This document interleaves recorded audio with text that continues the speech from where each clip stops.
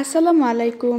আশা করছি সবাই অনেক বেশি ভালো আছেন। আলহামদুলিল্লাহ আমিও ভালো আছি। গত সপ্তাহে গিয়েছিলাম নানুর বাড়িতে, আর নানুর বাড়ি যাওয়া মানে হচ্ছে ঘোরাঘুরি। আজকে এর বাসায় তো কালকে ওর বাসায় তো পরশু তার বাসায়। তো আমি যেদিন গিয়েছিলাম সেদিন ছিল বৃহস্পতিবার, তো শুক্রবার দিন সকালের হচ্ছে এই ভিডিওটা। আম্মু আগেই চলে গিয়েছিল কিন্তু আমি একটু পরে গিয়েছিলাম, কারণ আমার যেহেতু কলেজে একটু বেশি প্যারা, তো সেজন্য আমি তো এই 7 দিন ভরে থাকতে পারবো না, কি 10 দিন ভরে থাকতে পারবো না, সেজন্য আম্মু চলে গিয়েছে আগে।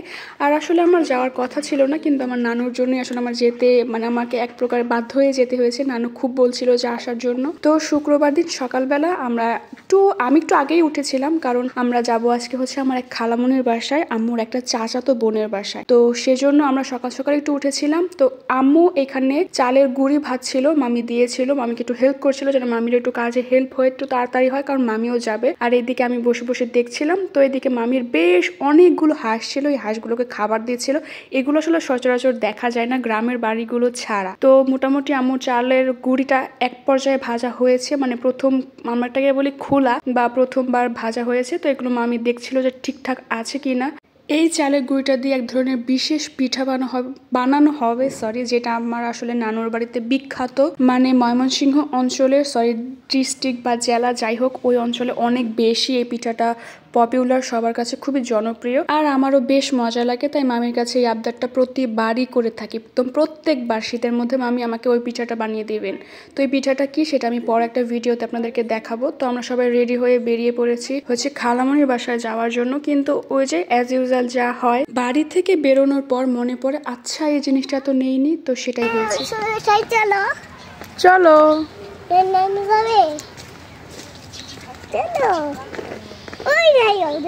যাইতেছি এক বেলার জন্য। আমার আম্মা বটকা একটা ব্যাগ নিছে। কেন বলো তো? সাইফের কাপড়ের জন্য। অবশ্য আমাদেরও কিছু কাপড় আছে। না এটা কারণে, ও সরি সরি সরি। চালু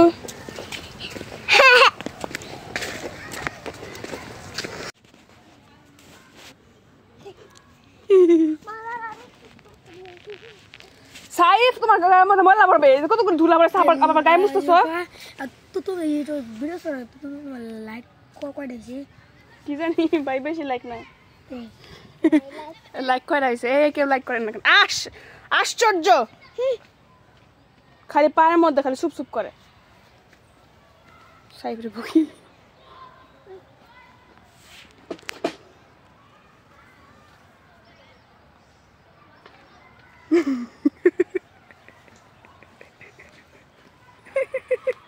কত কিল্লিকে হাসলাম, বলবো না। তো যেই দিক দিয়ে যাচ্ছিলাম রাস্তার ধারে দেখলাম একটা ক্ষেতের মধ্যে এরকম সরিষা লাগিয়েছে, আর বেশ সুন্দর সরিষার ফুলও হয়েছে। আর সরিষা ফুল কিন্তু একসাথে দেখতে বেশ ভালো লাগে। যদিও এই সরিষাগুলো একদম ছোট ছোট ছিল, তারপরও সামনাসামনি দেখতে বেশ ভালো লাগছিল। তো আমি কেন জানি না একটা ফুল ছিঁড়ে ফেললাম, যদিও একটু মায়াই লাগছিল। তারপরে মনে হলো আম্মুকেই তো দেবো, তো একটু মায়া উপেক্ষা না হয় করলাম। আর যে ফুলটুকু ছিঁড়েছিলাম এটা উপরের দিক থেকে ছিঁড়েছিলাম, সেজন্য খুব একটা ক্ষতি হবে বলে আমি মনে করি না। আচ্ছা যাই হোক, তো আমি এখানে একটু মানে মানুষ দেয় না কানের পাশে ফুল, যেহেতু আমার হিজাব পর আমি তো আর কানের দিয়ে দিতে পারবো না। আমি চাচ্ছিলাম একটু হিজাবের উপর দিয়ে দেখি কেমন দেখা যায়, দিয়ে দেখি কি যে হচ্ছে। আম্মু, মামি, নাও, I love you, I love you too. মামা আমাকে একটা দিবে না? তোমাকে দিব, তোমাকে সামনে থেকে অন্য ফুল দেবো। আমি তো ভুলে গেছিলাম। মামা আমাকে একটা দিবে না?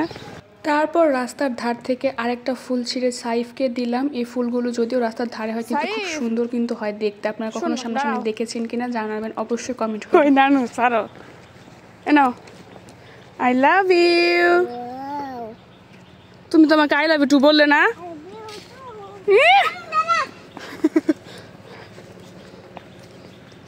তো চলে গেলাম খালামনির বাসায়। সেখানে যাওয়ার পর তাদের বোনদের মধ্যে, তারপর হচ্ছে ভাই বউদের মধ্যে কাহারে কি গল্প শুরু হয়েছে। আমি সেখানে আর কি করব, আমি বসে বসে গল্প শুনলাম বেশ কিছুক্ষণ তাদের সাথে মোলাকাত করে, মানে সাক্ষাৎ করে। আমি যখন অনেক ছোট ছিলাম, আমার একটু একটু মনে আছে, তখন গিয়েছিলাম, আর এত বছর পর আবার গেলাম। তো অনেক বছর পর যেহেতু যাওয়া, খালামনি এত বেশি খুশি হয়েছিল। তারপর আম্মু গিয়েছিল, আমার ছোট মামি গিয়েছিল, তাদেরকে দেখে তো খালামনি মানে আল্লাদে আটখানা। আরাম করে এগুলো শিখেছেন তো রসি হয় দাদা টাকা তো রসি খেলাও এই আমরা এটা করি না খালি করবো আমি খালি স্বামী মাস্টার রাত ঘরে তার মাই দিন দাবার দিচ্ছে গাইবে দি বরাবরই খালি এটা কর তোমরা রাত 10টা বড় হইছ তোমরা করছে না। বসে যখন গল্প করছিলাম তখন ভাবিরা এসে এইখানে নাস্তা দিয়ে গেল, নুডলস আর এই হচ্ছে মশলা পিঠা। এটাও কিন্তু আমার নানুর বাড়ি অঞ্চলে বেশ বিখ্যাত। মানে এটা মশলা, চালের আটা, মানে অনেক কিছু একসাথে মিক্সড করে তারপর বানায়, এত মজা হয় খেতে। আর নুডলস তো আমার বরাবরই একদম মানে ফার্স্ট প্রায়োরিটি, আমার খুব পছন্দ। এটাই তো কথা। এখন খালো কি আর এখন আছে, এখন হলো বাইরে বড় মানুষ, তাকেও তো পোলা তাগর নাম ধরে না চিনবো, তাগর পোলা ফোন কেমনে চিনবো? তারা বয়স্ক উপর তাগর পোলা ফোনের নামে চিনবো সবাই। মাখন আর না বাবা যে পিঠা খাও, নাস্তা খাও।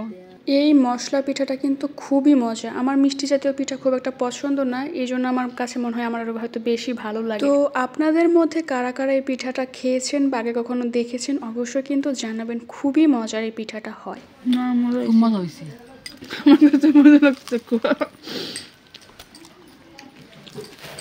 নাস্তা করার পর বেশ অনেকটা সময় কিন্তু আড্ডা চলেছে, গল্প চলেছে, ভাই বউ, বোন, ভাবি, তার সবার সাথে মিলে, মানে সবার সাথে। তার উপর হচ্ছে পাশের বাড়ি থেকে ঘুরিয়ে নিয়ে এসেছে, তার বোন এসেছে, ভাই বউ এসেছে। তো এগুলো শেষ করে আমাদেরকে দুপুরে খাবার দিয়ে দিল। দুপুরে কিন্তু হিউজ পরিমাণ আইটেম ছিল, সবগুলি খাবারই এত মজা হয়েছিল। গরুর মাংসটা বিশেষ করে বেশি মজা লেগেছে, কারণ এটা অনেক ঝাল ঝাল ছিল, আর ঝাল তো আমার অনেক বেশি পছন্দ।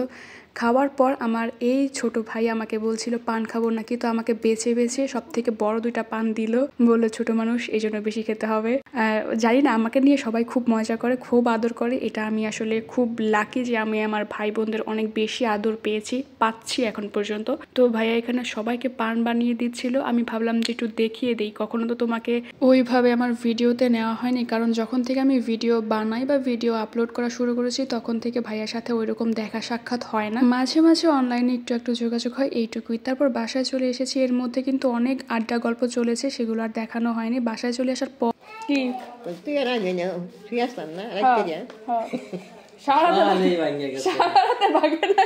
আর সকাল হইতে ধুম নানু কি খুশি দেখছ দাদু যে আসে রাইতে আল্লাহ আসে ঘুরতে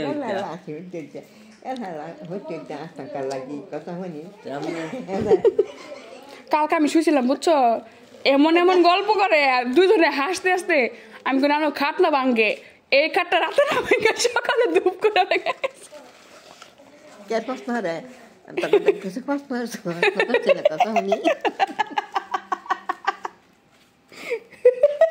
যাইতে হজম হয়েছে না, হজম হয়েছে মারছেন পাত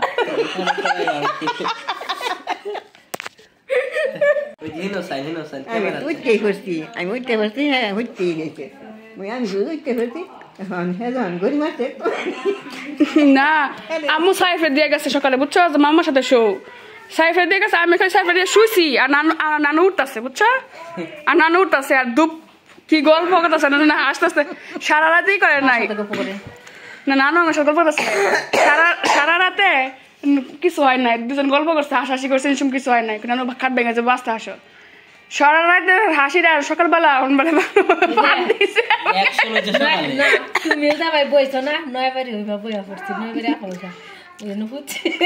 আমি তো বসি না, আমি তো শুয়াতে বসে, মানে শুয়ার মধ্যে এরকম হয়ে গেছে।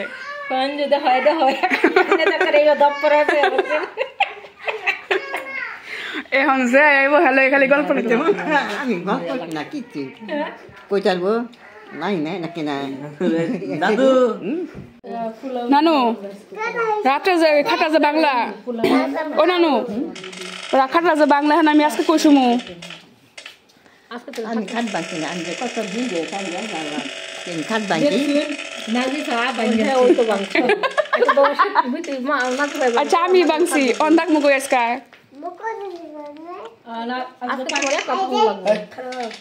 তো বিষয়টা হয়েছে, নানু তো সবসময় খাটটার মধ্যে থাকে, আমি আসলে নানুর সাথে সবসময় থাকি, অন্য কোথাও তেমন থাকি না। তো এবার যখন এসেছি, নানুর খাটটা অনেক পুরনো, যেহেতু এটা আমার নানা ভাই ব্যবহার করতো ওই সময়ের খাট, তো এই খাটটা একটু পুরনো হয়ে গিয়েছে, একটু না অনেকটাই পুরনো হয়ে গিয়েছে। তারপর হচ্ছে এটার মধ্যে উলু বাসা করেছে, সে যেই জন্য আসলে খাটটা অনেকটা নড়বড়ে। তো আমি যেই দিন গিয়েছি তার পরের দিন, মানে যেই রাতটা থেকেছি প্রথম, তার পরের দিন সকালে আসলে খাটটা আমার দিক থেকেই ভেঙে পড়েছে, মানে নিচ দিকে ডেবে গিয়েছে, একদম ভেঙে গিয়েছে।